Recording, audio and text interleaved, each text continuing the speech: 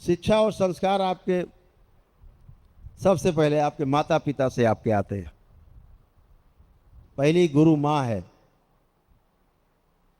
माँ से, फिर पिता से, फिर परिवार में जो लोग हैं उनसे संस्कार आते हैं। जैसा वो जीते हैं आप भी वैसा ही जीना चाहते हैं।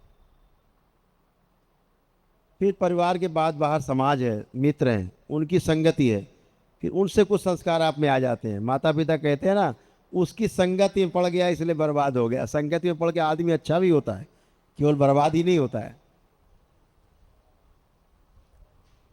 तो ना, ध्यान ध्यान रखो, कोई शिक्षा संस्कार आपको स्कूल में नहीं मिलेगा। शिक्षा और संस्कार आपके सबसे पहले आपके माता पिता से आपके आते हैं। पहली गुरु माँ है, माँ से, फिर पिता से, फिर परिवार में जो लोग हैं उनसे संस्कार आते हैं। जैसा वो जीते हैं आप भी वैसा ही जीना चाहते हैं। फिर परिवार के बाद बाहर समाज है, मित्र हैं, उनकी संगति है, फिर उनसे कुछ संस्कार आप में आ जाते हैं। माता पिता कहते हैं ना, उसकी संगति में पड़ गया इसलिए बर्बाद हो गया। संगति में पड़ के आदमी अच्छा भी होता है, केवल बर्बाद ही नहीं होता है। तो संस्कार, शिक्षा और संस्कार जो जीने के लिए हैं वो हमारे आसपास से आते हैं।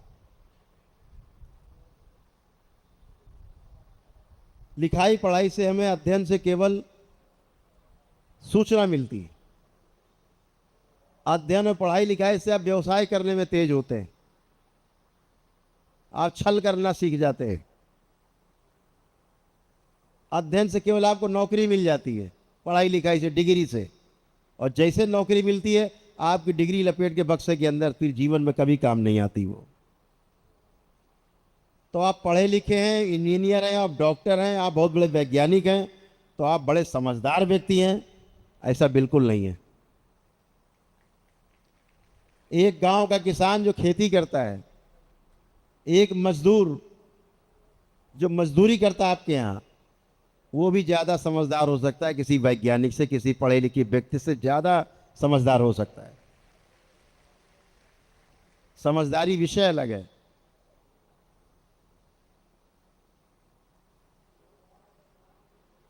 यह वो विद्या नहीं जो स्कूलों में सिखाई जाती, जो पहले गुरुकुलों में सिखाई जाती थी। स्किल डेवलपमेंट है ये जो शिक्षा है। शरीर को जिंदा कैसे रखा जाए, हम कैसे जिंदा रहेंगे समाज में, इतने भर के लिए है। लेकिन जीने की कला सिर्फ गुरु सिखाता है, उसके अलावा और कोई सिखा नहीं सकता। आप, धन बहुत है भरा पड़ा, लेकिन आत्महत्या करने का मन कर रहा है। धन बहुत भरा पड़ा है, लेकिन पति पत्नी में लड़ाई झगड़ा दंगा चल रहा है। धन बहुत बड़ा है, पद बहुत बड़ा है, बल बहुत है, लेकिन शांति नहीं है। दिन भर अशांति है, बस आत्महत्या कर लो, मर जाओ, मार डालो, छीन लो, लूट लो। ये उस विद्या से नहीं संभलता जो आप स्कूल से, कॉलेज से सीख के आते हो, पढ़ के आते हो। एक गुरु के द्वारा दिए जाने वाले ज्ञान से आप में वो संस्कार आते हैं। गुरु में जो संस्कार होते हैं, जो गुरु का आचरण है, वो आचरण जब आप अपने में आत्मसात करते हो, गुरु के प्रति समर्पण होता है, तभी आप में वो ज्ञान का उदय होता है। ज्ञान को जानने की प्यास बढ़ती है, और ज्ञान को आप समझ पाते हैं, अपने में अनुभव कर पाते हैं, और वैसा जी पाते हैं। तब सुख शांति और संतोष और आनंद और परमानंद ये प्राप्त होता है। परमानंद को आप उपलब्ध होते हो। तो शरीर को जिंदा रखना एक विषय है, और जीना ये दूसरा विषय है। कैसे जिया जाए, दो अलग अलग विषय हैं, दोनों को अलग अलग करके देखो हमेशा। दोनों का संतुलन जरूरी है